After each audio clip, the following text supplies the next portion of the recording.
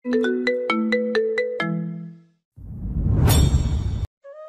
মানে তুই বলতে চাচ্ছিস মেহেদি মরে গিয়েও বেঁচে উঠেছে? ভাই বিশ্বাস করুন, আমি দুজন চোখ দিয়ে ওকে বারবার দেখেছি।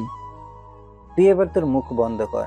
আরে আমি নিজের হাতে ওকে কবর দিয়েছি, ও কি করে আসবে? জাফরিকে পাওয়ার জন্য এত কিছু করলাম, কিন্তু কি হলো? শেষে জাফরি আমাকে ধরিয়ে দিল পুলিশের কাছে। জাফরি যদি আমার সাথে বিয়ে করতে রাজি হয় তাহলে ওর কপাল ভালো, আর নয়তো ওর জীবন নরক করে তুলব। কিন্তু ভাই, তুই চুপ কর তো ভাই। মেহেদি যদি বেঁচে থাকতো সে অবশ্যই জাফরির কাছে আসতো, কারণ তাদের দুজনের সম্পর্কটা আলাদা। বোকা ছেলে, এখনো তোর মাথায় বুদ্ধি হলো না? এত বড় আমি ভুল দেখলাম কি করে? আচ্ছা তুই কোথায় দেখেছিস ওকে? ওই কাঁচা বাজারে দেখেছি ওকে। নয়ন বলল, আচ্ছা ঠিক আছে, তুই আর আমি গিয়ে ঘুরে আসবো, কেমন? দেখি ও কিভাবে বেঁচে আছে। জাফরি বলল, আমি তো ক্যাম্পাসের পিছনে ফুল তুলতে গেছিলাম। আমি তোকে অনেকবার খুঁজছি, দেখতে পাই নাই। জাফরি বলল, তাই নাকি? আর তুই পারিসও বটে, তোকে আমরা তন্ন তন্ন করে খুঁজতেছিলাম, খামোখা দারোয়ানগুলোকে গালি দিলাম। জাফরি বলল, আসলে সত্যি বলতে আমি পিছনে খেলতেছিলাম ওই ছোট বরকা পরা মেয়েটার সাথে। তাই বলে তুই? বান্ধবীরা যখন জাফরিকে একটু বকা দিয়েছে, এমন সময় খাদিজা মানে 7 বছরের বাচ্চা মেয়েটা দৌড়ে আসলো। তোমরা আন্টিকে বকতেছো কেন গো? শুধু তো আমরা খেলতেছিলাম একটু। তুমি কি আর এই সময় কেন? রাগ করছো কেন গো? বাচ্চাদের সাথে কেমন ব্যবহার করতে লাগে তোমরা জানো না? এই বাচ্চা, তুমি ঢুকলে কি করে? কি করব বলো? তোমরা তো দরজায় চেয়ারে বসে নাক দেখে ঘুম পাড়ছিলে। কে গেল কে আসলো তোমরা তো খবর রাখো না। দায়িত্ব পালনে যদি অবহেলা করো, কিয়ামতে আল্লাহর কাছে জবাব দিতে হবে, তোমরা জানো না? দারোয়ান এই কথা শোনার পর চুপ হয়ে গেল।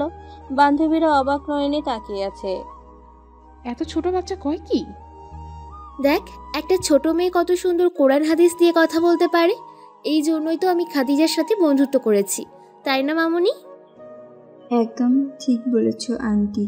আর তোমার বান্ধবীদের পর্দা করতে বলবে।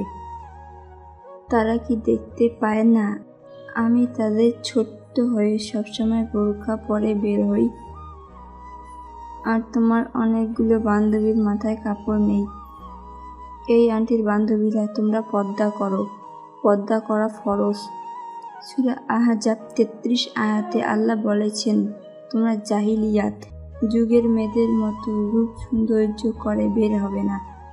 আর তোমরা আল্লাহর আইন অমান্য করে মাথায় কাপড়টা ঠিক মতো দেওনি। আহা পাকা মেয়ে একটা, এত কথা কোথায় শিখেছিস মা তুই? নিশ্চয় ওর বাবা মা খুব পরেজগার, তাই সন্তানটা এমন হয়েছে। শুধু কি তাই, বাবা একজন আলিম আর মা কোরআনের হাফিজা, তাহলে সন্তান তো খুব ভালো হবে। এইভাবে কেটে গেল 2 মাস। জাফরির সাথে খাদিজার মানে বাচ্চা মেয়েটার সাথে ভালো মিল হয়েছে। আর মাত্র 15 দিন মুম্বাই থাকবে জাফরি, তারপর আবার তারা বাংলাদেশে চলে যাবে।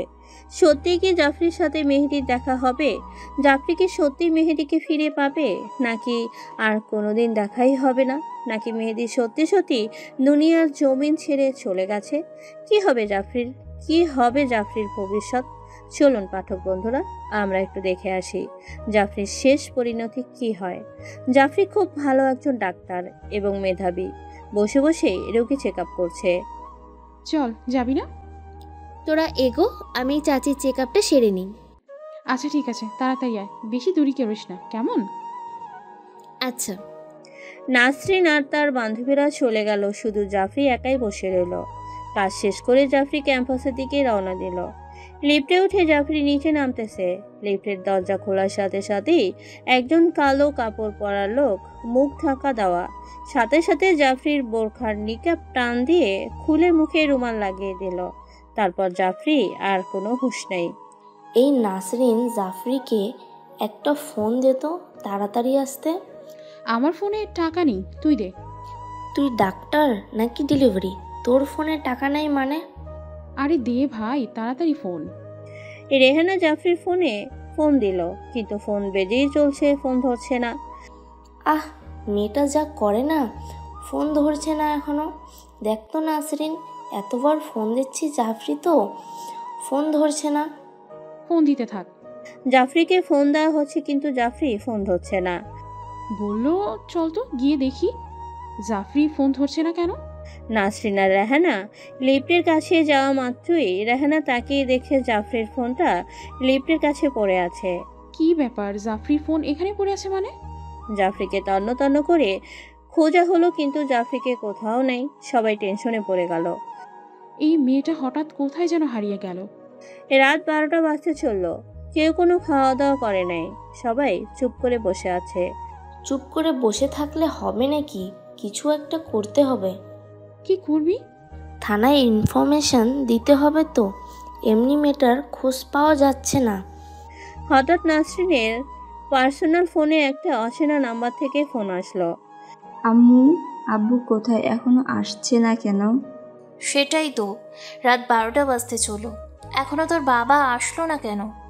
বাবা তো এত রাত করে না আম্মু, তাহলে বাবা কোথায় গেল?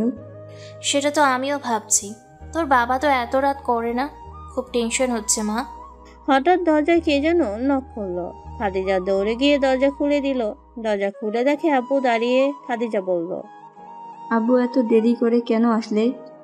এই তো মা, একটা সমস্যার কারণে দেরি হলো। তোমার পাঞ্জাবিতে এত রক্ত লেগে কেন? কি করেছো তুমি? খাদিজার বাবা মাথা নিচু করে আছে, কোনো কথা বলছে না, মনটা অনেক ভার করে আছে। কি গো, চুপ করে আছো কেন? কি হয়েছে বলো। আর বলিও না, আজ একটা মেয়েকে দুজন ছেলে তুলে নিয়ে যাচ্ছিল। আমি তখন আসতেছিলাম, দেখে মনে হলো মুসলিম পরিবারের মেয়ে, আর ছেলে দুটো মেয়েটা সর্বনাশ করতে চেয়েছিল, বাট আমার কারণে পারেনি। যদি সময় মতো না আসতাম তাহলে কি হতো ভাবতে পারছো?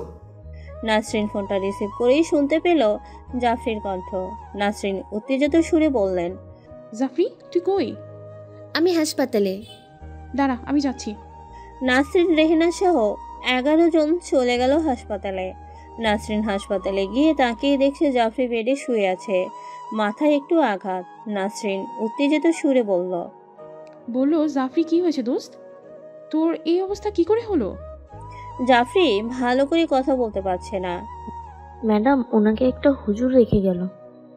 কি নাম তার, বাড়ি কই?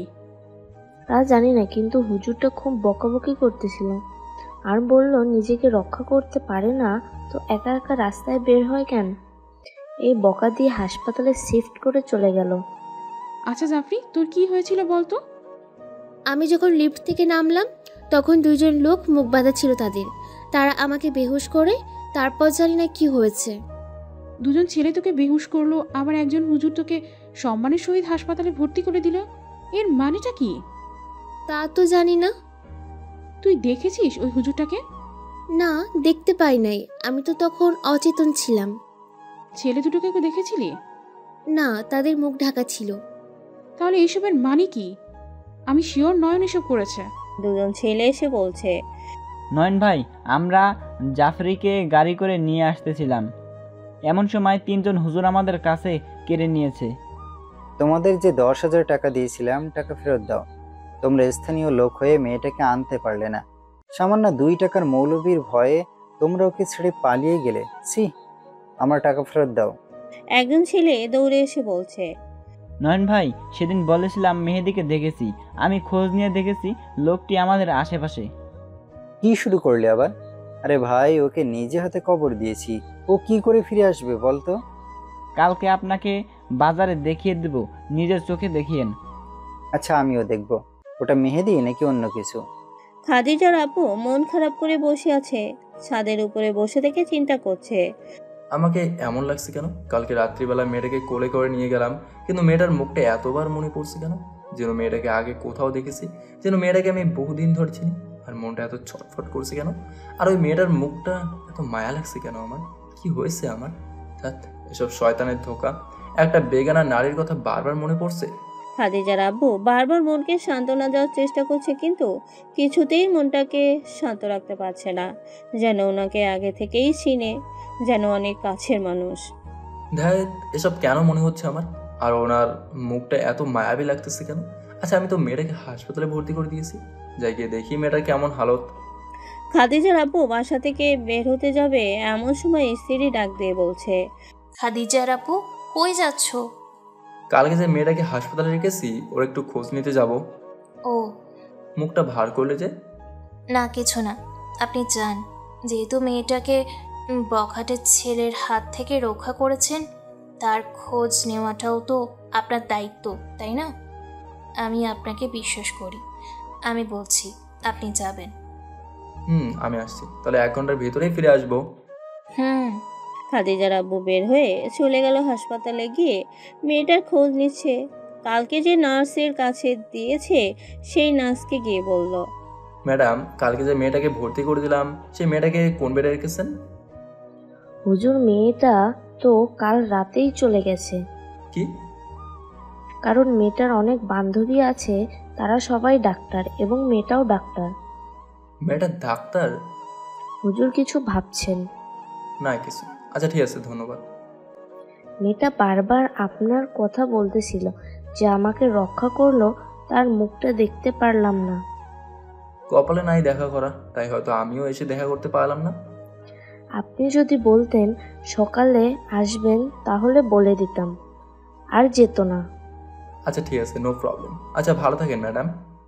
এই বলে খাদিজার বাবা হাসপাতাল থেকে বাড়ি এসে দেখছে স্ত্রী কান্না করতেছে। খাদিজার আম্মু কিন্তু স্বামীকে দেখতে পায়নি। পিছন থেকে যখন কাঁধে হাত রাখলো স্ত্রী মাথা ঘুরে। তুমি এত তাড়াতাড়ি? কান্না করছো কেন? কি হয়েছে? কি রে, মন খারাপ করে কেন? মাথায় যে আঘাত পেয়েছিস, ওষুধ একটু খেতে হবে তো নাকি? দোস্ত, যে লোকটা আমাকে হাসপাতালে দিয়ে গেল, ওই লোকের মুখটা যদি দেখতে পাইতাম। লোকটা তোর মন চুরি করে নিল নাকি? ধ্যাৎ, কি বলিস? কোনো পরপুরুষ আমার মন চুরি করতে পারবে না, কিন্তু লোকটাকে দেখতে পেলে খুব ভালো হতো। কেন যেন মনটা একটু ছটফট করছে। এই কথা বলতেই বান্ধবীরা হাসাহাসি শুরু করে দিল। আরে তুই কি জাফরি নাকি অন্য কেউ তোর ভিতরে ভর করেছে? তুই যাকে চিনিস না জানিস না, তাকে দেখার জন্য মনটা ছটফট করছে। দারুণ ব্যাপার। ধ্যাৎ, তোরা কি যে বলিস না। তোমাকে হারানোর ভয়টা আমার ইদানিং বেড়ে গেছে।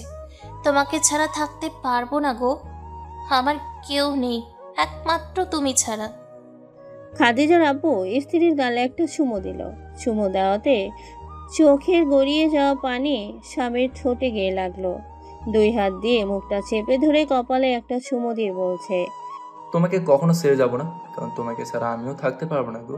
তুমি আমার সব। তোমাকে রেখে যদি চলে যাই, তাহলে আমার মাথার ক্ষত জায়গায় কে ফু দিয়ে দেবে? কে আমার ওই ক্ষত জায়গায় চুমু দেবে বলো? স্বামীর মুখে এই কথা শোনার পর খাদিজার আম্মু আরো জড়িয়ে ধরে কান্না করে দিল। দুজন দুজনকে জড়িয়ে ধরে আছে। I love you. কিরে, কই মেহেদি? ভাই বিশ্বাস করেন, আমি কোনো মিথ্যা কথা বলি নাই। জানি না এখনো কেন আসতেছে না। শুধু জড়িয়ে ধরে কান্না করলে হবে?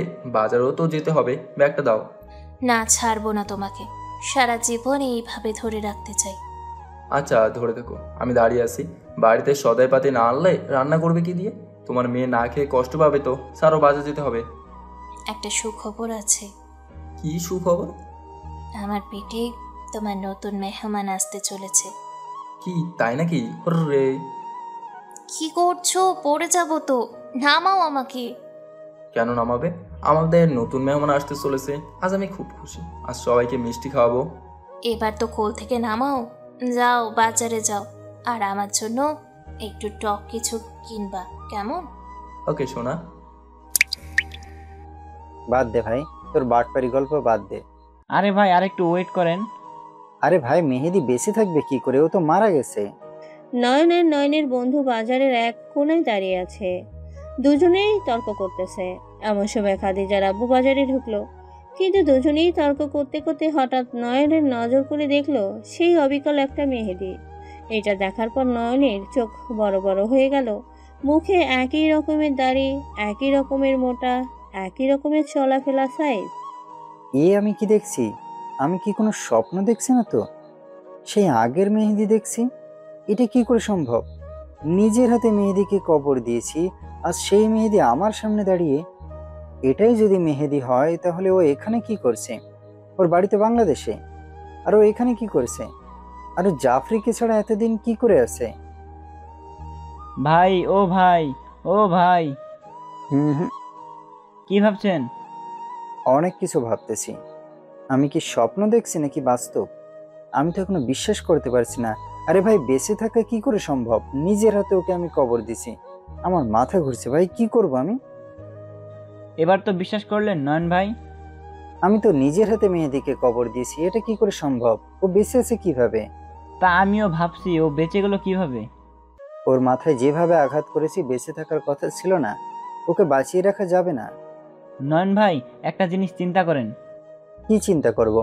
কোন দিন যদি প্রকাশ হয়ে যায় আপনি মেহেদিকে হত্যা করেছেন, তাহলে নাসরিন আপনার কি করতে পারে ভেবে দেখেছেন? এই জন্য তো ওকে বাঁচিয়ে রাখা যাবে না। আমার মনে হয় কি, এটা মেহেদি না। যদি হতো আজকে 7 বছর হয়ে যাচ্ছে, তারপরও তো একবারও আসলো না জাফরির কাছে। যদি ওইটা মেহেদি হয়? আচ্ছা চল তো গিয়ে দেখি ও কোথায় যায়। আন্টি, তোমার কপালে কি হয়েছে? মা, একটু আঘাত পেয়েছি। আচ্ছা আন্টি, তুমি আর কতদিন থাকবে এখানে? এই তো আর 12 দিন থাকবো। 12 দিন পর বাংলাদেশে যাব। তুমি সত্যিই চলে যাবে? তুমি তো আমার বন্ধু। যদি তুমি চলে যাও তাহলে কাকে নিয়ে গল্প করব বলো? কি করব মা বলো তো? তোমাকে ছাড়া আমারও ভালো লাগবে না, কিন্তু যেতে তো হবেই, তাই না? আমি যেদিন তোমার মতো বড় হব সেদিন আমি যাব বাংলাদেশে তোমাদের সাথে দেখা করতে। আন্টি, আমি তোমাকে আজকে আমাদের বাসায় নিয়ে যাব। যাবে আমার সাথে? কিন্তু তুমি চলো আমার সাথে। নয়না ছেলেটা খাদিজার আব্বুর পিছনে ফলো করতেছে। দেখি ছেলেটা কোথায় যায়। খাদিজার আব্বু বাজারের ব্যাগ নিয়ে হাঁটতেছে, কোরআন তেলাওয়াত করতেছে আর হাঁটতেছে, আর নয়ন পিছু পিছু হাঁটতেছে। হঠাৎ খাদিজার আব্বু দাঁড়িয়ে গেল, দাঁড়িয়ে গিয়ে পেছনে ঘুরে তাকালো। কে যেন ফলো করছে, কই কাউকে তো দেখছি না। আবার হাঁটতে শুরু করলো। নয়ন পুনরায় পিছন থেকে হাঁটা শুরু করলো। হঠাৎ নয়ন তাকিয়ে দেখছে ওকে আর দেখা যাচ্ছে না। কি ব্যাপার? কোথায় হারিয়ে গেল মেহেদি?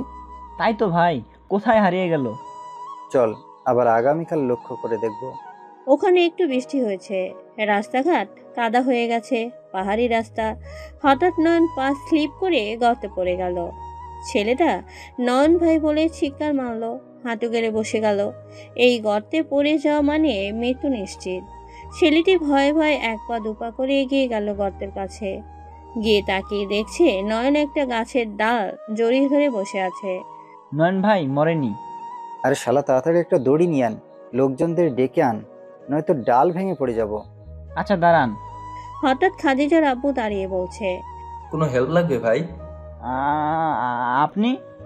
আমি বারবার করে নজর করে দেখছি আপনারা দুজন আমাকে ফলো করছেন, নাকি চুরি করার মতলব? বাবা ভাই। তোতলামি বাদ দেন, ফলো করছিলেন কেন বলুন?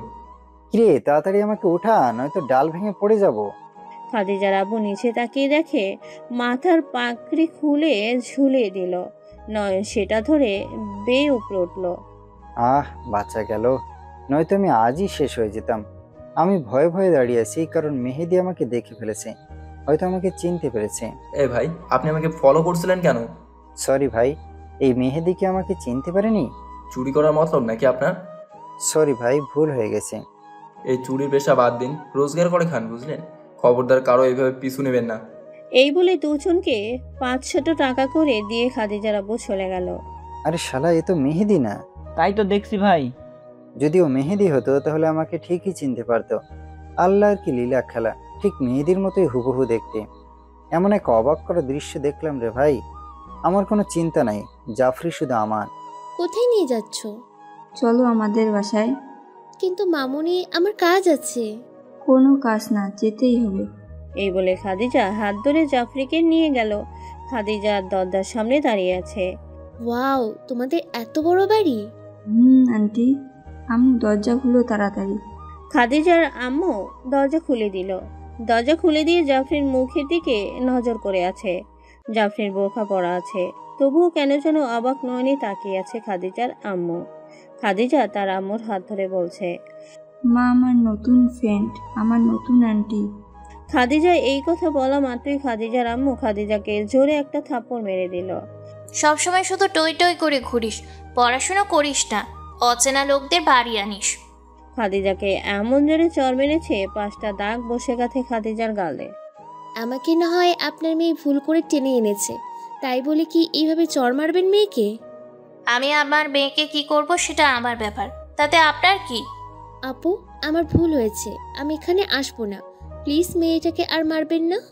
আপনাদের একটা বিবেক থাকা উচিত। ছোট বাচ্চাদের সাথে অচেনা লোকের বাসায় এসেছেন কেন? না আপু, আমার ভুল হয়েছে। ভালো থাকবেন। আসসালামু আলাইকুম। আমাকে মাফ করে দেবেন। জাফরি মনে কষ্ট নিয়ে ঘুরে চলে যাচ্ছে, আর অপর দিক দিয়ে খাদিজার আব্বু আসতেছে। জাফরি চিন্তা করছে। মেয়েটার ব্যবহার কথাবার্তা খুব সুন্দর, কিন্তু খাদিজার মা আমার সাথে এমন ব্যবহার করলো কেন? আর অন্যদিকে খাদিজার আব্বু বাজার থেকে আসতেছে, এমনভাবে আসতেছে যেন দুজনের দেখা হয়ে যাবে, কিন্তু না। জাফরি অন্য রাস্তায় ঠুকে গেল আর খাদিজার আব্বু নিজের বাড়ি চলে গেল। অল্প একটুর জন্য দেখা হলো না। খাদিজার আব্বু বাড়ির কলিং বেল বাজালো, সাথে সাথেই খাদিজার আম্মু দরজা খুলে দিল। আসসালামু আলাইকুম। ওয়ালাইকুম আসসালাম। তুমি কি রাস্তায় কাউকে দেখতে পেলে? কই না তো, শুধু একটা মেয়েকে পেছন থেকে দেখলাম, মনে হলো ক্যাম্পাসের দিকে যাচ্ছে। আর তোমাকে এত চিন্তিত দেখাচ্ছে কেন?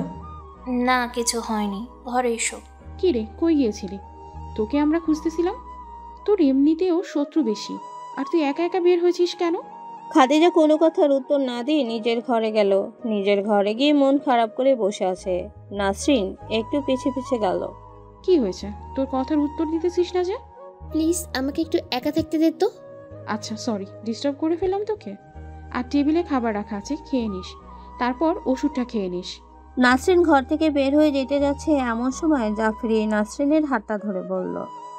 দোস্ত, কষ্ট পেলি আমার কথাই, তাই না? আমার কাছে বস। নাসরিনকে বসিয়ে দিয়ে নিজের মাথাটা নাসরিনের কাঁধে রেখে বলছে। দোস্ত, একটা কথা বলি তোকে। বল।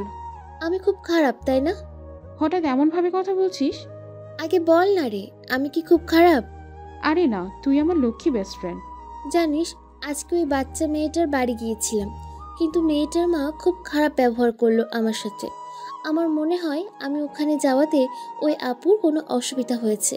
আর খাদিজা খুব ভালো একটা মেয়ে, তার মা অমন ব্যবহার করেছে সেটা মেনে নিতে পারছি না রে। তুই যেখানেই যাস সেখানেই বাচ্চাদের সাথে ভাব লাগাস। কি করব বল দোস্ত, বাচ্চাদের খুব ভালো লাগে আমাকে। যদি আমার হুজুরটা কাছে থাকতো তাহলে এতদিনে খাদিজার মতো একটি কিউট বেবি হতো, তাই না? আবার নতুন করে শুরু কর দোস্ত, তাহলে স্বামী পাবি, আল্লাহ তোর ঘরে কিউট বেবিও দেবে। মেহেদি ভাইয়ের আশা ছেড়ে দে। আমার মনে হয় উনি যদি বেঁচে... না প্লিজ, এমন করে বলিস না। উনি এখনো বেঁচে আছে আমার অন্তরে, আর আমি আমার হুজুরকে ছাড়া কাউকেই... এইভাবে আর কতদিন? আল্লাহ তোর সহায় হোক, এই দোয়া করি রে দোস্ত। খাদিজার আপু ঘরে ঢুকে দেখছে খাদিজা কান্না করছে। নজর করে দেখছে খাদিজার গাল লাল হয়ে আছে। খাদিজার আব্বু বলল। কি হয়েছে মা, তুমি কান্না করছো কেন? আর গালে এইভাবে লাল হয়েছে কেন? এই কথা বলতেই খাদিজার আব্বুর গলা জড়িয়ে ধরে বলছে। আম্মু খুব পচা, আম্মুর ভেতরে আল্লাহর রহমত নেই, তার ভেতরটা পাথরের মতো শক্ত। আম্মু আজ আল্লাহর রহমতের সাথে দুর্ব্যবহার করছে। আম্মু খুব পচা, আম্মু খুব বাজে। জানো আব্বু, আজ ওই আন্টিকে বাড়ি নিয়ে এসেছিলাম, কিন্তু আম্মু ওনার সাথে দুর্ব্যবহার করেছে। মেহমানদের তাড়িয়ে দেওয়া মানে আল্লাহর রহমত তাড়িয়ে দেওয়া। খাদিজা এসব কি বলছে? কি আবার হবে? আর মেয়েটাকে মেরেছো তাই না? মারবো না তো কি করব? অচেনা একটা মেয়েকে বাড়ি নিয়ে এসেছে। খাদিজা তো প্রায় অনেক মেয়েদের বাড়ি নিয়ে আসে, তখন তো তুমি রাখো না, কিন্তু আজ মেহমানকে এইভাবে তাড়িয়ে দিলে কেন? তুমি তো এমন ছিল না। আর খাদিজাকে তো কোনোদিন এইভাবে মেরো নাই। কি হয়েছে তোমার বলো তো? তুমি আমাকে বকা দাও, আমাকে মারো, যাই ইচ্ছা করো, কিন্তু প্লিজ আমাকে রেখে চলে যেও না। তোমাকে ছাড়া আমি থাকতে পারবো না। তোমার হয়েছে কি বলো তো, এমন করছো কেন? না, কিছু না। স্ত্রীর সাথে সাথে স্বামীর পা জড়িয়ে ধরে বলছে। তোমাকে ছাড়া থাকতে পারবো না গো, তোমাকে ছাড়া থাকতে পারবো না। খাদিজার আব্বু স্ত্রীর মুখটা ধরে ঠোঁটে একটা চুমু দিয়ে বলছে। কি হয়েছে গো তোমার? আমি তো কথা দিয়েছি তোমাকে ছেড়ে কোথাও যাবে না, promise. I love you. Love you too. খুব ভালোবাসি আপনাকে। এইভাবে 8 দিন পেরিয়ে গেল। দোস্ত, খাদিজাকে এই এক সপ্তাহ ধরে দেখিই নাই, খুব কষ্ট লাগতেছে রে। মেয়েটা এতই বাজে যে তোর সাথে একটু কথা বলে, সেই জন্য বাচ্চা মেয়েটাকে মনে হয় বের হতে দেয় না। খাদিজা খুব ভালো বাচ্চা, কিন্তু ওর মা আমার সাথে এমন ব্যবহার করলো কেন বুঝে আসছে না। আর তো কয়েকটা দিন থাকবো, যদি খাদিজাকে একটু দেখতে পেতাম খুব ভালো হতো। মেয়েটার প্রতি অনেক মায়া জমে গেছে দোস্ত। কি আর করবি, ওদের বাচ্চা কি তোকে কি আর দেবে? না দোস্ত, তেমন কিছু না, কিন্তু ব্যাপারটা বুঝলাম না। তারা দুজন কথা বলতেই দরজায় কে যেন টোকা মারল। এত রাতে আবার কে? দাঁড়া, আমি দেখছি। জাফরি দরজা খুলে তাকিয়ে দেখছে একটা মেয়ে বোরখা পরিহিত অবস্থায়, হাত মোজা পা মোজা পরা। আসসালামু আলাইকুম। ওয়ালাইকুম আসসালাম। কে আপনি? তুমি আমাকে হয়তো চিনতে পারোনি। আসুন, ভেতরে আসুন আপু। আমি সেই দিন তোমার সাথে দুর্ব্যবহার করেছি আপু, তুমি আমাকে মাফ করে দাও। ও, তুমি খাদিজার মা? হ্যাঁ আপু, সেদিন তোমার সাথে খারাপ ব্যবহার করেছি, আমাকে মাফ করে দিও। আসলে সেই দিন থেকে রাত্রিবেলা ঘুম হয়নি, তোমার সাথে দুর্ব্যবহার করেছি বলে মনে কষ্ট দিয়েছি, আমাকে মাফ করে দাও আপু। ছি ছি আপু, এসব আপনি কি বলছেন? এভাবে লজ্জা দিবেন না প্লিজ। আসলে তখন আমার মাথা ঠিক ছিল না আপু, প্লিজ আমাকে মাফ করে দিও। প্লিজ আপু, এমন করে বলবেন না, লজ্জা দিয়েন না। খাদিজার আব্বু ঘুমাচ্ছে এমন সময় হঠাৎ ঘুমটা ভেঙে গেল। তাকিয়ে দেখছে খাদিজার আম্মু ঘরের ভিতরে নাই। কি ব্যাপার, কোথায় গেল এই খাদিজার আম্মু? তুমি কোথায়? কিন্তু কোনো আওয়াজই নাই। কোথায় গেল খাদিজার আম্মু? ওয়াশরুমে গিয়েও দেখছি খাদিজার আম্মু নাই। অবাক কাণ্ড, এত রাতে কোথায় গেল? তারপর তাকে দেখছি খাদিজার আম্মু দরজায় ঠক ঠক করে ঢুকছে। কি, কোথায় গিয়েছিলা তুমি? একটা কাজ ছিল। কি কাজ এত রাতে? তোমাকে নিয়ে খুব ভয় গো। কিসের ভয়? তোমাকে হারানোর ভয়। আমি তোমাকে কথা দিয়েছি কোথাও যাব না, এত টেনশন করছে কেন? তুমি কয়েকদিন ধরে তোমাকে খুব চিন্তিত দেখছি। এত চিন্তা করলে তোমার পেটে যে মেহমান আছে তার তো কষ্ট হবে, তাই না? আর কয়েকটা দিন শুধু একটু টেনশন হবে আমার। জানি না তোমার কিসের এত টেনশন, যদি আমার কাছে একটু শেয়ার করতে খুব ভালো হতো। আরে না, কিছু না, এমনি টেনশন হয় আর কি। এত রাতে কথা বাদ দাও। স্ত্রী হাত ধরে বলছে, এই এত রাত হয়েছে, এখন ঘুমাও। এই যে তোমার মাথায় হাত বুলিয়ে দিচ্ছি। আমি নিজেই প্রমাণ পেয়েছি। কি প্রমাণ পেয়েছো? হুজুরেরা বউকে আদর করে বেশি, সেটা নিজের চোখেই দেখছি। আমার স্বামী তো একজন হুজুর, আমাকে কি আপনি কম আদর করেন নাকি? খুব আদর করেন তো আমাকে, সত্যি হুজুরেরা বউকে খুব আদর করে। তাই নাকি? জাফরি আর 3 দিন থাকবে, তারপর সে বাংলাদেশে চলে যাবে। নাসরিন আর জাফরি একই চেম্বারে বসে রোগী চেক আপ করছে। এমন সময় কিছু অধিবাসী মহিলা কান্না করছে, তাদের ভাষায় বলছে, আমার বাবাকে আপনারা একটু চিকিৎসা করান। এরা কি বলছে? ম্যাডাম, ওরা বলেছে আমার বাবার একটু চিকিৎসা করানো। ও, রোগীকে নিয়ে আসো। আদিবাসী মেয়েগুলো তাদের ভাষায় বলল, আমার বাবাকে আপনারা একটু চিকিৎসা করেন, বাবাকে এখানে নিয়ে আসার পরিবেশ নেই, আপনি একটু চলুন। এবার নাসরিন বলল, তাহলে তুই যা জাফরি, তুই তো ভালো করে চেক আপ করতে পারিস। এবার জাফরি আদিবাসী মেয়েগুলোর সাথে যাচ্ছে তাদের বাসায় চেক আপ করতে। এসো, সকালে নাস্তাটা সেরে নাও। এই খাদিজার আপু কই গেল? দাঁড়াও, আসতেছি। কি রান্না করছো গো দেখি? এই তো ডিম খিচুড়ি। ও, সেই মজা হবে, দাও। তাড়াতাড়ি ক্ষুধা লেগেছে। খাদিজার আব্বু যখন খাবার মুখে দিতে যাবে এমন সময় একটা বৃদ্ধা আদিবাসী বুড়ি এসে ডাকছে, বাবা বাড়িতে আছো? খাদিজার বাবা তাড়াতাড়ি খাবার বাদ দিয়ে বৃদ্ধা আদিবাসী বুড়ির কাছে গিয়ে বলছে, কি গো দাদি, কি হয়েছে এত সকালে? নাতি, তোর দাদার শরীর খুব খারাপ, আমার মেয়ে ডাক্তার আনতে গেছে, কিছু টাকা দে বাবা, ডাক্তারকে দিতে হবে, ওষুধ কিনতে হবে। কি হয়েছে দাদুর? কাল রাত থেকে খুব শ্বাসকষ্ট বেড়েছে তোর দাদার। এই খাদিজার আম্মু, তাড়াতাড়ি জুব্বা দাও, আমি একটু দাদাকে দেখতে যাব। খাদিজার আম্মু খাদিজার বাবাকে জুব্বাও বের করে দিল। জুব্বাহ খানা পরিধান করে বলছে, চলো তো দাদি, দেখি দাদার কি হয়েছে। আর অপরদিকে জাফরি মেয়েগুলোর সাথে আসতেছে তাদের বাবাকে চেক আপ করতে। বাবার শ্বাসকষ্ট বেড়ে গেছে অনেক। ডাক্তার আপু, একটু তাড়াতাড়ি চলেন। যেতে যেতে জাফরি আদিবাসী এলাকায় ঢুকে পড়ল। আর এইদিকে খাদিজার আব্বু আসতেছে, আর অপরদিকে জাফরি মেয়েগুলোর সাথে আসতেছে তাদের বাবাকে চেক আপ করতে। বাবার শ্বাসকষ্ট বেড়ে গেছে অনেক। ডাক্তার আপু, একটু তাড়াতাড়ি চলেন। যেতে যেতে জাফরি আদিবাসী এলাকায় ঢুকে পড়ল, আর এই দিক দিয়ে খাদিজার আব্বু আসতেছে। দাদি চলো একটু তাড়াতাড়ি। বয়স হয়েছে রে দাদা, কোন দিন জানি তোর দাদা আর আমি মরে যাব, আগের মতো হাঁটতে পারি না। দাদি, অমন জীবনে আমরাও পা দেব, আমাদেরও সামনে আছে এরকম দিন। হরে দাদা, চল তাড়াতাড়ি ডাক্তার মন। হুম। জাফরি বৃদ্ধ লোকটা চিকিৎসা করছে আর এই দিক দিয়ে খাদিজার আব্বু আসতেছে। ভয় পাওয়ার কারণ নেই, তোমাদের বাবা ঠিক আছে, শুধু ঠান্ডা লাগার কারণে শ্বাসকষ্ট বেড়েছে। কিছু ওষুধ লিখে দিচ্ছি, এই ওষুধগুলো ওনাকে খাওয়াবেন, কেমন? ম্যাম, বাবা সুস্থ হবে তো? ইনশাল্লাহ সুস্থ হবে, তেমন কিছু হয়নি, একটু ঠান্ডা লেগে শ্বাসকষ্টটা বেড়েছে। জাফরি ব্যাগ থেকে কি যেন বের করে দিল মেয়েগুলোকে। এটা কি ম্যাম? এতে কিছু টাকা আছে। আপনি টাকা দিচ্ছেন কেন? আমি জানি তোমাদের কাছে কোনো টাকা নেই, তাই দিচ্ছি। তোমাদের বাবাকে ওষুধ কিনে এনে দিও, কেমন? যে ওষুধগুলো লিখে দিয়েছি এগুলো আমার কাছে বর্তমানে নেই, লজ্জা করিও না, টাকাগুলো রাখো। কিন্তু আপনি কিসের সাথে এত টাকা দিচ্ছেন আমাদের? কই, বেশি কিছু দেই নাই তো। আর সত্যি কথা বলতে, আমার বরকে কথা দিয়েছিলাম বড় ডাক্তার হয়ে মানবতার খিদমতে নিজেকে বিলিয়ে দেব। মেয়েগুলো অবাক নয়নে তাকিয়ে আছে। সত্যি ম্যাম, আপনার মতো যদি সব ডাক্তার এমন হতো তাহলে পৃথিবীটা অনেক সুন্দর হয়ে যেত। খাদিজার আব্বু আর দাদি দরজায় দাঁড়িয়ে আছে। এই পুটি, তাড়াতাড়ি দরজা খোল, তোর ফারুক ভাইকে নিয়ে এসেছে, তাড়াতাড়ি দরজা খোল। পুটি দরজা খুলে দিল। দাদি বলল, ডাক্তার এসেছে। এসেছিল, এই মাত্র চলে গেছে। টাকা পেলি কই?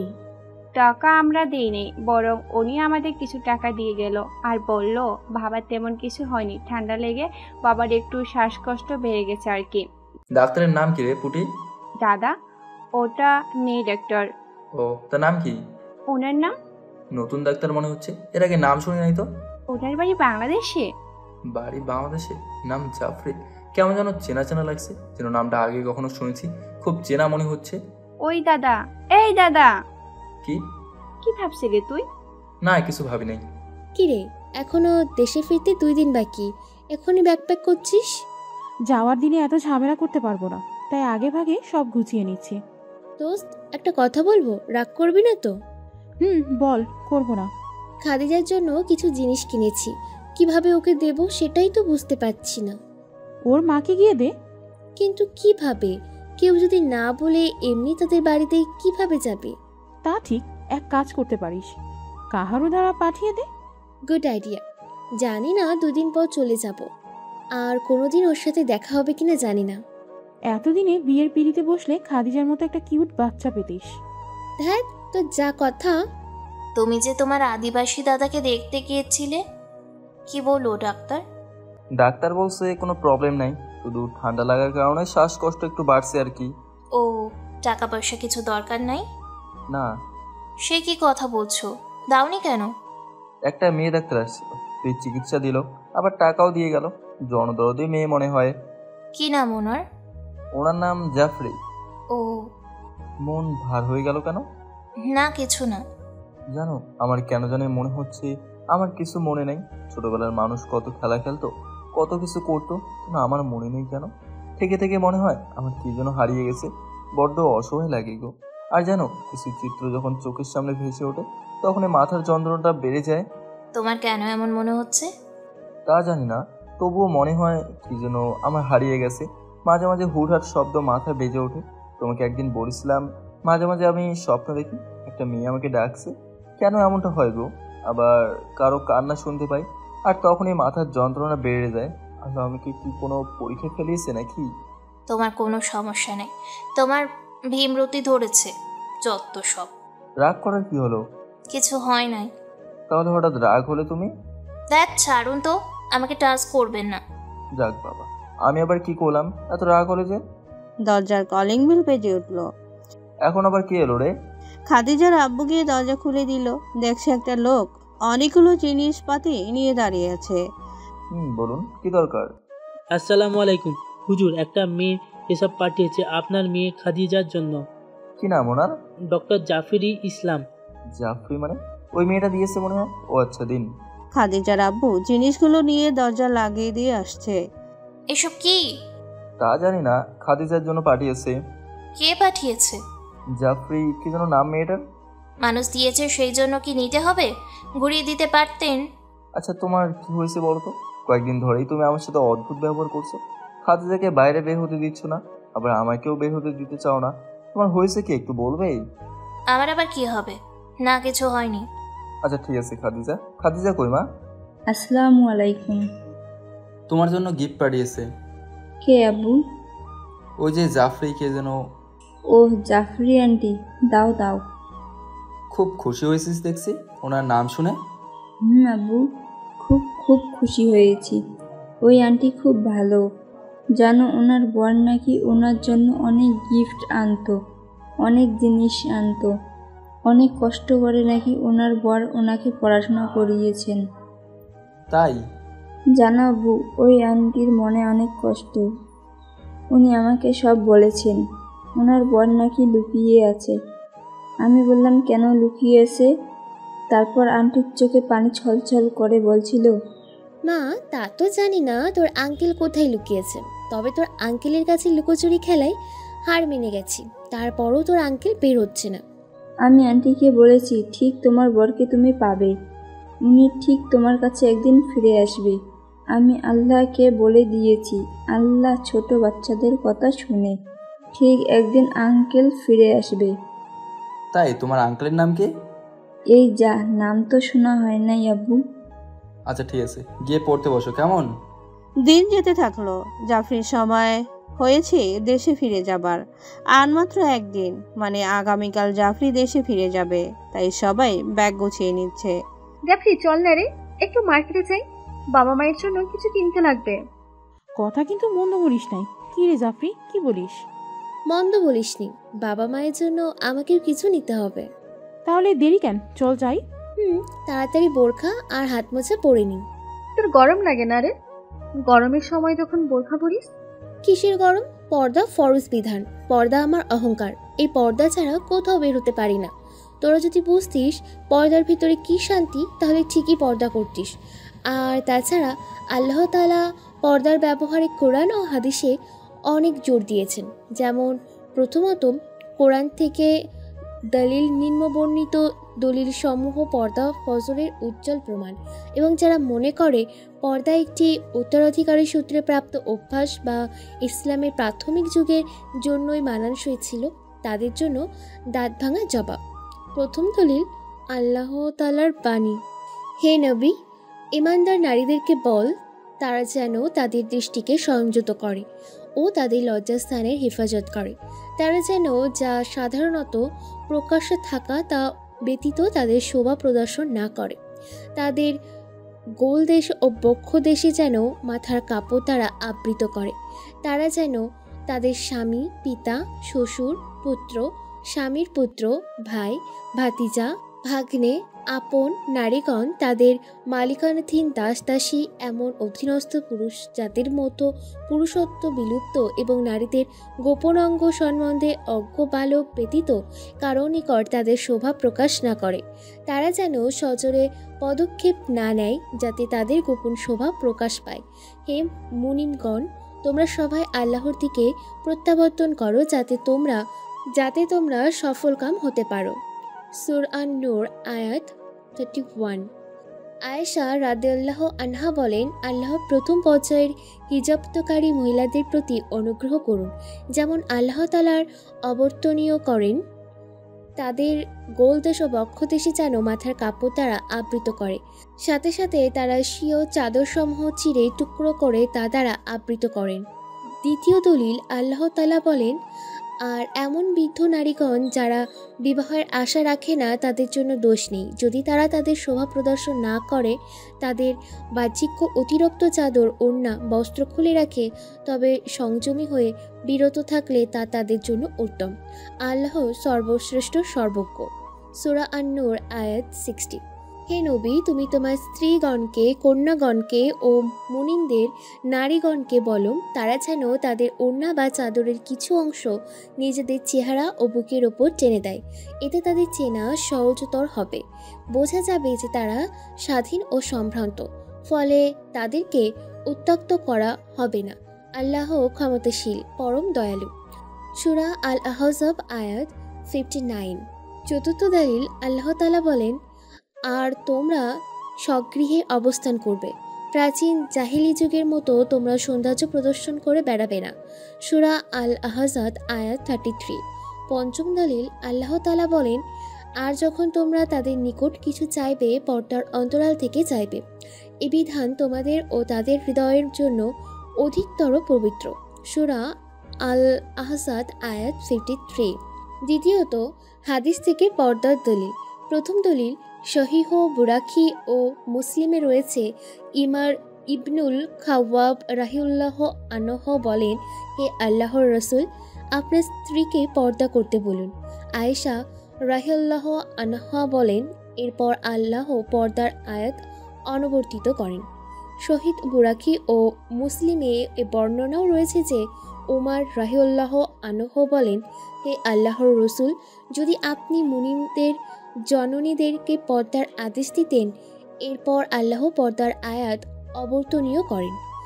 দ্বিতীয় দলিল ইবন মাসুদ রাহিউল্লাহ আনাহু থেকে বর্ণিত, তিনি নবী সাল্লাল্লাহু আলাইহি ওয়াসাল্লাম থেকে বর্ণনা করে বলেন, নারীরা হল গোপনীয় বস্তু। তিরমিজি এবং এটিকে আলাবনী সহিহ বলেছেন। তৃতীয় দলিল ইবন ইমার রাহিউল্লাহ আনাহু থেকে বর্ণিত, তিনি বলেন, রাসূলুল্লাহ সাল্লাল্লাহু আলাইহি ওয়াসাল্লাম বলেছেন, যে ব্যক্তি অহংকারবশত সহি কাপড় টাকনোর নিচে রাখলো, কিয়ামতের দিন আল্লাহ তার দিকে দৃষ্টিপাত করবেন না। অতঃপর উম্মে সালামাহ রাহিউল্লাহ আনাহা বলেন, তবে মহিলারা তাদের নিম্নাংশের ঝালরের ব্যাপারে কি করবে? তিনি বলেন, এক বিঘাত গোছার নিচে ঝুলিয়ে দিবে। উম্মে সালামা বলেন, তবে এতে তাদের পা বেরিয়ে থাকবে। তিনি বলেন, তবে তা গোছের নিচে এক হাত ঝুলিয়ে দিবে এবং বেশি করবে না। আবু দাউদ ও তিরমিজি এবং তিনি বলেন, হাদিসটি হাসান সহিহ। আর আমার বরকে কথা দিয়েছিলাম সবসময় পর্দা করে চলবো। আমাকেও পর্দা ছাড়া এখন বাইরে যেতে কেমন যেন লাগে। জাফরির সাথে মিশে মিশে এখন আমিও পর্দা করা শিখে গেছি। আমাকে একটু বাজারে নিয়ে যাবা? কেন? বোরখা কেনা লাগবে, হাত মোজা, পা মোজা এইসব কিনতে হবে, বুঝলেন? তুমি যাও, আমি পারবো না। আচ্ছা মানুষ তো আপনি। কেন? আপনি বাড়িতে বসে থেকে বউকে মার্কেটে পাঠাবেন, তাই না? যাও না, কে নিষেধ করেছে তোমাকে? আমি জানি হুজুরেরা বউকে মার্কেটে পাঠিয়ে কখনোই ঘরে বসে থাকে না। আর আপনি? আমি কি যাবেন কিনা বলেন। এই ভাগুন তো ভাই, আপনি শুধু কানের কাছে ঘ্যান ঘ্যান করেন। কি বললেন? আমি ভাই? আপনার আমি কোন জন্মের ভাই শুনি? কোন জন্মের ভাই না? আমাকে আরেকটা বিয়ের অনুমতি দাও, তাহলে তোমার খুব ভালো হবে, সব কিছু করে দেবো। লুচ্চা লোক একটা, বউ দিয়ে শখ মেটে না, তাই না? যাই হোক আপু, আমার পক্ষে যাওয়া সম্ভব না। মাথা ঠিক আছে আপনার? আমি আপু? হুম। এবার রাগ উঠছে কিন্তু। না, যাব না। এই যে আমি বিছানায় কম্বল গায়ে দিয়ে শুয়ে পড়লাম। খাদিজার মা আর কিছু বলল না, চুপ করেই দাঁড়িয়ে আছে। খাদিজার আব্বু কম্বল দিয়ে নাকে মুখে ঢাকা দিয়ে আছে। যাক বাবা, যে থেমেছে, আর মার্কেটে যেতে হবে না। এখন একটু নাক ডেকে ঘুম পাড়ি। 10 মিনিট পর। 10 মিনিটে ডাকাডাকি শুরু হয়ে গেল। দুষ্টু লোক কোথাকার, একেবারে আনস্মার্ট একটা লোক। বউকে নিয়ে তো বছরেও ঘুরতে যায় না, আজ একটু মার্কেটে যেতে চাচ্ছি, নাক ডাকতে শুরু করেছে। মনটা বলছে হাত পা বেঁধে নদীতে ফেলে দিই। ফাজিল একটা। না, ঘুমিয়ে পড়তে দেওয়া যাবে না। এইদিকে নয়ন খবর পেয়ে গেছে জাফরি আজ মার্কেটে আসবে। নয়ন চক্রান্ত করেছে কিভাবে জাফরিকে তার কাছে আনা যায়। ওই জাফরির জন্য আমার লাইফটা বরবাদ হয়ে গেছে। ওর সর্বনাশ না করা পর্যন্ত শান্তি নেই। যদি আমাকে বিয়ে করে তাহলে তোর ভাগ্য ভালো, আর যদি না করে জীবন নরক করে দেব। কিন্তু কিভাবে করবি? ওখানে তো নাসরিন আছে, ভুলে যাস না। ও কিন্তু যা ইচ্ছা করতে পারবে তোর সাথে, কিন্তু তুই কিছুই করতে পারবি না। আহ, নাসরিন নাসরিন নাসরিন, এর জন্যই তো ডাইরেক্ট কিছু করতে পারি না, নয়তো এতদিনে জাফরিকে তুলে নিয়ে বিয়ে করে ফেলতাম। তাহলে তুই কি করতে চাচ্ছিস? দেখি একটাবার শেষ চেষ্টা করে কিছু করতে পারি কিনা। আমার মাথায় একটা প্ল্যান আছে। খাদিজার আম্মু এক বালতি পানি নিয়ে স্বামীর গায়ে ঢেলে দিল। এমন সময় খপ করে ঘুমন্ত মানুষ উঠে বসলো। এই কি করছো? এই কি করছো? পানি ঢেলে দিলা? এবার যাবে কিনা বলো। দেখ, তোমাকে নিয়ে আর পারবো না। আচ্ছা ঠিক আছে, পাঞ্জাবি বের করে দাও। এই তো আমার টুকটুকে বল, কি সুন্দর রাজি হলে, কিন্তু পানি ঢালার পরে। স্বামী স্ত্রী দুজন রেডি হয়ে মার্কেটে যাবে। জাফরি, নাসরিন সহ 17 জন ডাক্তার 3টা কার নিয়ে বের হলো মার্কেটে। সবার উদ্দেশ্যে কেনাকাটা করা, তাই জাফরির নিয়ত বাবা মায়ের জন্য কিছু নেবে। মার্কেটের সামনে গাড়ি পার্কিং করে রেখে দিয়ে শপিং মলে ঢুকলো। সবাই মার্কেট ঢুকতেছে, আর এদিকে নয়ন আর কয়েকজন ছেলে তাদের পিছু পিছু এসেছে। তাদের নিয়ত জাফরিকে কিডন্যাপ করবে, সুযোগ পেলেই তারা কিডন্যাপ করবে। আর এইদিকে খাদিজার আব্বু আম্মু মার্কেটে আসতেছে। খাদিজাকে বাসায় রেখে তারাও মার্কেটের মধ্যে ঢুকলো। নয়ন চারিদিকে ছেলেদের সেট করে রাখলো। এই দেখ জাফরি, শাড়িটা কত সুন্দর, তাই না? কেমন হবে বলতো? তুই শাড়ি কি করবি? কেন, বরকে পরে দেখাবো।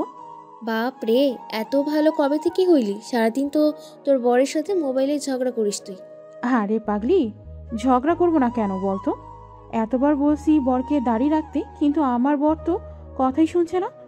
তোর মতো কি আর আমার ভাগ্য কি এত ভালো যে হুজুর জামাই পাবো? আমার কপালে টাকলাই জুটেছে। তবুও আলহামদুলিল্লাহ, আমার টাকিলা খুব ভালো। শুধু দাঁড়িয়ে রাখতে একটু তালবাহানা করে, এই জন্য ঝগড়া লাগে। ওই যে দেখ নীল কালারের শাড়ি, ওটা খুব ভালো লাগবে, নিতে পারিস। কই দেখি। এই দেখ কত সুন্দর, একবার গায়ের সাথে লাগিয়ে দেখতে একদম পারফেক্ট। তোর জন্য এটা নে। তুই শাড়ি দেখ, আমি একটু চাদর দেখি আম্মুর জন্য। এই কথা বলে জাফরি একটু নাসরিনের থেকে দূরে সরে গেল। এই রেডিমেড বোরখা কেমন লাগবে গো? ভালো লাগবে খুব। না, এটা বোরখার মডেলিং বেশি, এটা দিয়ে পর্দার হক আদায় হবে না। তাহলে নিও না, রেখে দাও। এই এটা কেমন বানাবে? খুব ভালো মানাবে। এটা যে একটু টাইট মনে হচ্ছে। তাহলে নিও না। ফাজিল একটা। স্ত্রী বোরখার কালার পছন্দ করতেছে। হঠাৎ খাদিজার আব্বু তাকিয়ে দেখছে সেই দিন ওর পিছু নেওয়া নয়ন ছেলেটিও শপিং মলে কি করছে, আবার চুরি করার মতলব করছে না তো? খাদিজার আম্মুকে বললেন, তুমি একটু বোরকা পছন্দ করো, আমি আসতেছি। আর জাফরি চাদর দেখছে এক পাশে দাঁড়িয়ে, আর নয়ন জাফরির পিছন দিক দিয়ে 1 পা 2 পা করে এগোচ্ছে। হঠাৎ নয়নের কাঁধে কে যেন হাত রাখলো। নয়ন মাথা ঘুরিয়ে দেখছে সেই হুবহু মেহেদির মতো লোকটা। ও হুজুর। ওয়ালাইকুম আসসালাম। কি ব্যাপারে এখানে? এই তো হুজুর, একটু দেখতেছি কি নেওয়া যায়। আমি নিজের চোখে দেখেছি তুমি চোরের মতো চুপি চুপি হেঁটে বেড়াচ্ছ। সেদিন যে তোমাদের দুজনকে 500 করে টাকা দিলাম, তারপরে চুরির ধান্দায় গেল না বুঝি? এই শালা সেদিন থেকে আমাকে চোর মনে করতেছে, মনে হয় নাক ঘুষি মেরে ফাটিয়ে দেই। কিছু বললে তুমি? না হুজুর, কিছু বলি নাই। এই নাও 5000 টাকা, কখনো চুরি করবে না কেমন? আর এখন এখান থেকে বের হয়ে যাও। কিন্তু এখানে তোমার থাকা হবে না। আমি নজর করে দেখছি চাদরের দোকানে বোরকা মেয়েটা ওইদিকে মুখ করে দাঁড়িয়ে আছে, তুমি তার দিকে এগোচ্ছিলে। একদম থাকা হবে না, নয়তো পুলিশে দেবো। না হুজুর, সমস্যা নাই, আমি বের হয়ে চলে যাচ্ছি, পুলিশে ডেকে আনার দরকার নাই। নয়ন ওখান থেকে বের হয়ে চলে গেল। খাদিজার আব্বু জাফরির পিছনে দাঁড়িয়ে এক নজর তাকিয়ে আছে। মেয়েটি যে ধরনের বোরখা পরে আছে, এই রকম বোরখাই খাদিজার আম্মুকে কিনে দিতে হবে। খাদিজার আব্বু যখন পিছনে মুখ ঘুরে যাচ্ছে, জাফরিও তখন ঘুরে তাকালো। খাদিজার আব্বু চলে গেল, কিন্তু জাফরি মুখটা দেখতে পেল না। কি রে, এদিকে আয়। দাঁড়া আসছি। বলতো এই শাড়িটা কেমন মানাবে? সুন্দর লাগবে তোকে। তোর মা বাবার জন্য কিছু নিবি না? নেব, চল তো সামনে একটু। তুমি কোথায় গিয়েছিলা? একজনকে সাহায্য করলাম। মানে? না কিছু না। এই বোরখাটা কেমন হবে দেখো তো। এটাও নাইস, তবে আমি একটা বোরকা খুঁজতেছি, কিন্তু পাচ্ছি কই। কেমন? ভাই ওই বোরকাটা বের করুন তো। এই জাফরি, শোন না রে। বলেক। চল তো সামনে বোরখা দেখি। বাহ, বোরখা কি করবি রে? কেন পরবো? বাপরে, তুই তো। চুপ কত তুই। মেয়েটা বোরখা পরতে চেয়েছে আর তুই সহ্য করতে পারছিস না? চল, আমি তোকে পছন্দ করে দিব। জাফরি আর রেহানা এগোচ্ছে বোরখার দোকানে। খাদিজার আব্বু আম্মু সেই বোরখার দোকানে দাঁড়িয়ে আছে। এই দেখো, এই বোরখা তোমাকে খুব মানাবে। সত্যি বলছো? একদম পারফেক্ট। আর উপর দিক দিয়ে জাফরি আর রেহানা হেঁটে আসছে বোরখার দোকানের কাছে। ভাই এটা প্যাক করে দিন। জি হুজুর। জাফরিকে খাদিজার আব্বুর পিছনে দাঁড়িয়ে আছে। বোরখার দরদাম করে যখন টাকা দিয়ে মুখ ঘুরিয়েছে, তখনই জাফরির চোখের সামনে পড়ে গেল খাদিজার আব্বু। জাফরিও বোরখা পরা ছিল। এমন সময় জাফরির চোখগুলো বড় হয়ে গেল, গোটা শরীর থরথর করে কাঁপছে। জাফরির ঠোঁট দুটো কাঁপছে, চোখ দিয়ে অশ্রু পড়া শুরু হয়ে গেল। ম্যাডাম একটু সাইড দেন। কিন্তু জাফরির চোখ দিয়ে টপটপ করে পানি পড়ছে। খাদিজার আব্বু যখন সাইড দিয়ে চলে যেতে ধরল, এমন সময় জাফরি শরীরের সমস্ত শক্তি দিয়ে চিৎকার দিয়ে উঠল। জাফরির চিৎকারে গোটা শপিং মল থমকে গেল। খাদিজার আব্বু পেছন ঘুরে তাকালো জাফরির চিৎকার শুনে। এমন সময় জাফরি দৌড়ে গিয়ে খাদিজার আব্বুকে জড়িয়ে ধরল। চারপাশে মানুষ জড়ো হয়ে গেল। নাসরিন রেহানা দেখে চমকে গেল।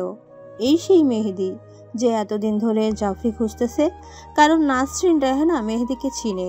খাদিজার আব্বুকে জড়িয়ে ধরে বলছে, এতদিন কই ছিলেন জানেন? আপনাকে আমি কত খুঁজেছি, কই ছিলেন এতদিন? খাদিজার আব্বু কিছুই বলতে পারছে না। আসলে এসব হচ্ছেটা কি? চারিপাশে মানুষ দেখছে। ছিছি। এই মেয়ে, আমার স্বামীকে ছাড়ুন। আপনি কে? এটা আমার হাজবেন্ড। ছাড়ুন তো আপনি, যত সব। আপনি শুধু খামোখা আমাদের ডিস্টার্ব করেন কেন? ছাড়ুন আমার স্বামীকে। দেখতে পাচ্ছেন আমরা দুজন স্বামী স্ত্রী। আপনি আমার হাজব্যান্ডকে জড়াই ধরলেন এই এতগুলো মানুষের সামনে। ছি ছি ছি, পর্দার কিছুই রাখলেন না। আরে মেহেদি ভাই, আপনি কই থেকে বের হলেন? আমার বান্ধবী আপনার জন্য পাগল। আর বাংলাদেশ থেকে এখানে কি করে? আর আপনার পাশে এই মেয়েটি কে?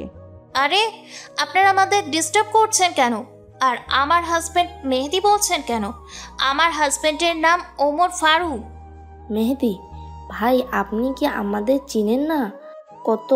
কতবার ভার্সিটিতে দেখা করতে এসেছেন জাফরির সাথে, আর জাফরি তো আপনার বিয়ে করাবো।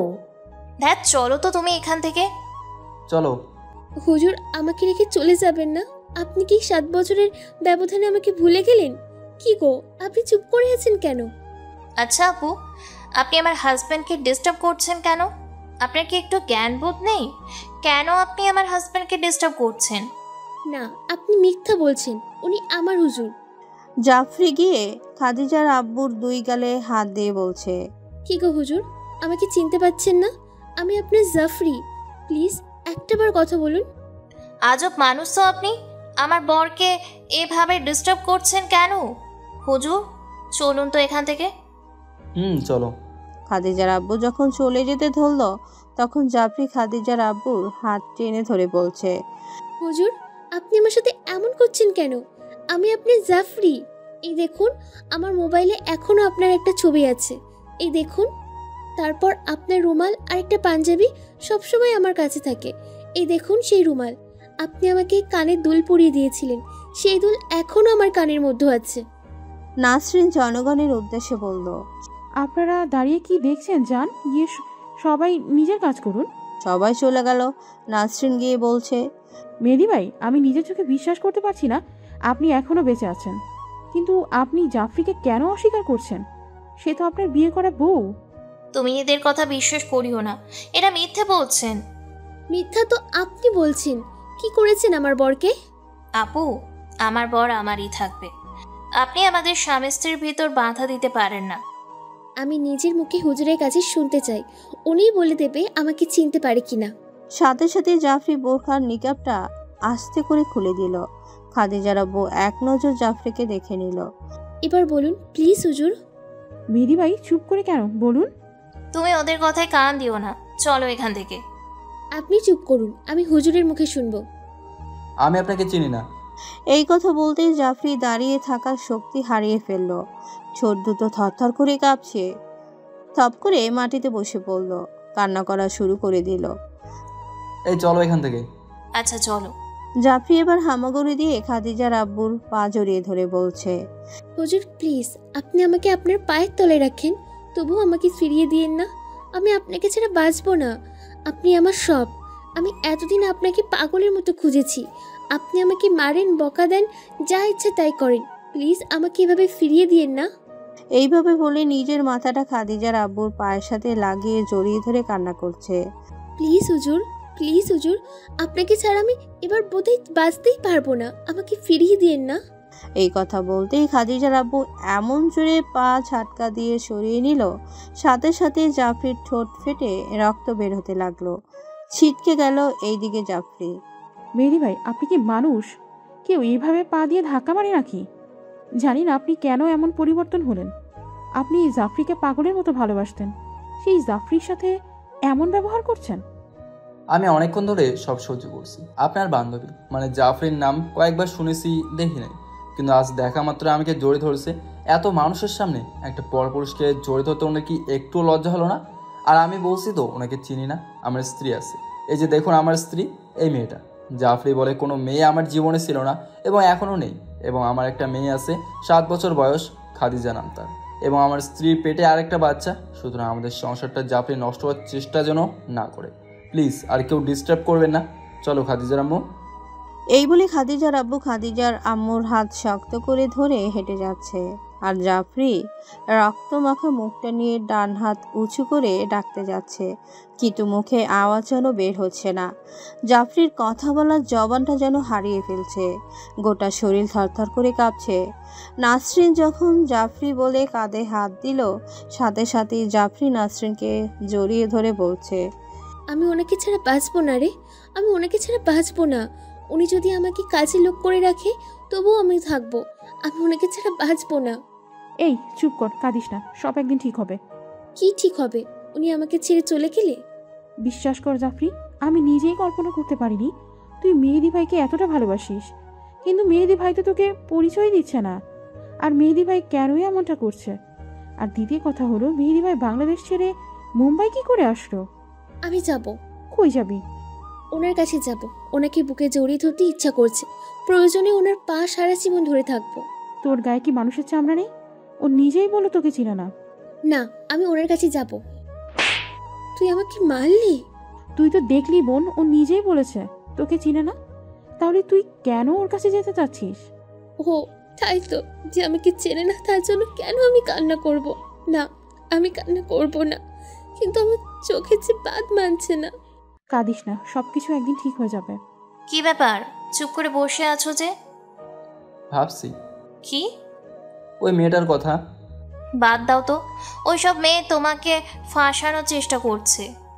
কিন্তু মেয়েটা আমার পা শক্ত করে জড়িয়ে ধরে কান্না করছিল কোন কারণে? এসব নিয়ে ভেবো না। এই যে তোমার জন্য চা নিয়ে এসেছি, খেয়ে নাও। কিরে জাফরি ওঠেনি?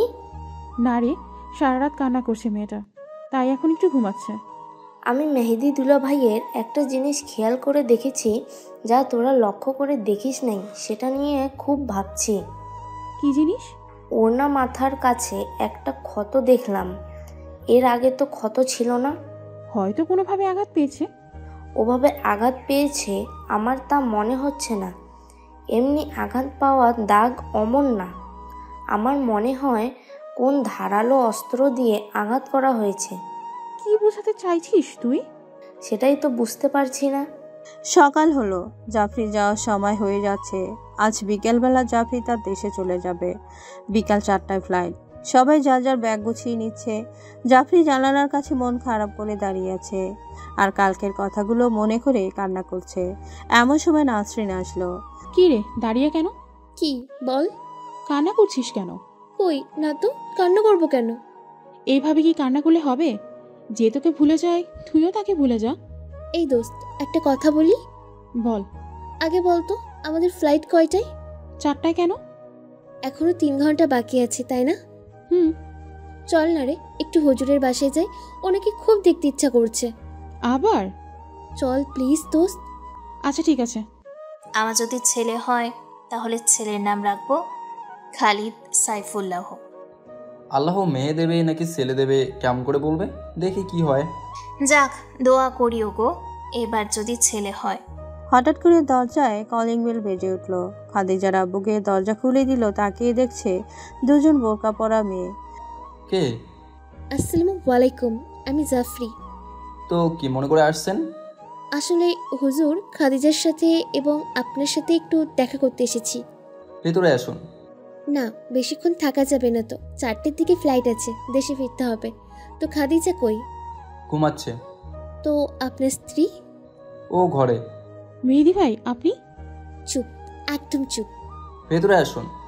না। কে আসলো গো? কালকের মেয়েটি। স্ত্রী এসে বলছে, এই যে জাফরি ম্যাডাম, কি মনে আছেন? আমি আগেই বলতেছি, আমার স্বামী মেহেদি না। ও তাই? জানেন আপু, আমার হুজুরের একবার গরম পানি দিয়ে পা পুড়ে গেছিল। তো আপনার হাজব্যান্ডেরও বুঝি গরম পানি দিয়ে পা পুড়ে গেছে? কি কি বোঝাতে চাইছো তুমি? কিছু না আপু, তবে এতটুকুই বলবো, আল্লাহ আমার কপালে যা রেখেছে সেটাই হবে। কে বোঝাতে চাইছেন? আসতে কথা বলো, পেটের চাপ লাগবে। ও, আপনার স্ত্রী বুঝি প্রেগনেন্ট? জি। হুজুর, আজকে চলে যাচ্ছি, নিজের খেয়াল রাখবেন। আপনার নতুন মেহমান আসতে চলেছে, তার খেয়াল রাখবেন। আর হয়তো মুম্বাই কোনোদিনও আসবো না। আর হ্যাঁ, আপনার যে ঠান্ডা অ্যালার্জি আছে, একটু সতর্কভাবে চলবেন। এই এলাকায় তো খুব ঠান্ডা, নয়তো শ্বাসকষ্ট বেড়ে যাবে। আমার শ্বাসকষ্ট আপনি কি করে জানলেন? আমার বরের শ্বাসকষ্ট ছিল, নিঃশ্বাস নিতে পারতো না। সারা রাত ওনার বুকে তেল মালিশ করে দিতাম, ওষুধ কাজ করতো না। আচ্ছা হুজুর, ভালো থাকেন, আপনার সংসারটা সুখের হোক। বুবু, ভালো থেকো, নিজের স্বামী যত্ন করিও।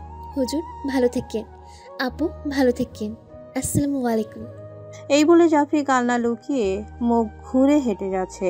খাদিজার আব্বু দরজায় দাঁড়িয়ে আছে পাথরের মতো। যতদূর জাফরিকে দেখা যায় ততদূর জাফরির দিকে তাকিয়ে আছে। নিজের অজান্তে খাদিজার আব্বুর চোখে পানি চলে আসলো। আচ্ছা খাদিজার আম্মু, উনি কি করে জানলো আমার শ্বাসকষ্ট আছে? ডাক্তার মানুষ, এই জন্য হয়তো দেখেই বুঝতে পারছে। সবাই বেরিয়ে পড়েছে, এয়ারপোর্টে যাবে। 6টায় কার গাড়ি দাঁড়িয়ে জাফরিও ব্যাগ নিয়ে গাড়ির দিকে এগোচ্ছে। জাফরি গাড়িতে উঠলো, জানালার পাশে বসলো, বারবার ক্যাম্পাসের দিকে তাকিয়ে আছে। তারপর খাদিজার আব্বু যে রাস্তা দিয়ে চলাফেরা করে সেই রাস্তার দিকে অপলক দৃষ্টিতে তাকিয়ে আছে, যেন তার মনটা চাচ্ছে আর একবার যদি ওর হুজুরটাকে দেখতে পেত। চলে গেল এয়ারপোর্টে সবাই। জাফরিও মন খারাপ হয়ে আসতেছে। সিঁড়ি দিয়ে প্লেনে যখন জাফরি উঠতেছে, বারবার শুধু পেছনে ঘুরে তাকাচ্ছে, তাকিয়ে দেখছে চারিদিকে। এই বুঝি হুজুর ওকে পিছন দিক দিয়ে একবার ডাকবে জাফরি বলে, কিন্তু না, জাফরির চোখেও পানি ছলছল করছে, কেউ তাকে মায়াবী কণ্ঠে ডাকছে না। যদি হুজুর একবার ওকে ডাকতো, সারা জীবন ওনার পায়ের কাছে পড়ে থাকতো, কিছুই চাইতো না, স্ত্রীর অধিকারটা চাইতো না, তবুও তো ওনার মায়াবী মুখটা দেখতে পেত।